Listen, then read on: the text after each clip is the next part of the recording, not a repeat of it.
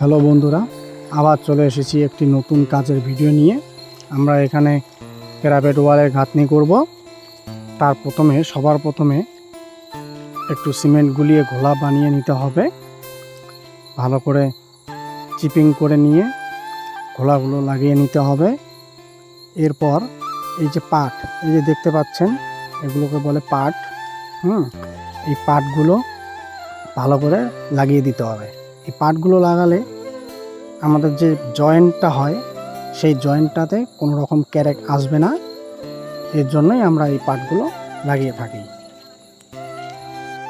আমার ভিডিওটিতে লাইক করে দিবেন, তাহলে আরও আমি সুন্দর সুন্দর ডিজাইনের কাজের ভিডিও নিয়ে আসব। আমার এই ভিডিও দেখে আপনারাও আপনাদের বাড়িতে ডিজাইনের কাজ করাতে পারবেন। তাই আমার এই পেজটির সঙ্গে থাকবেন।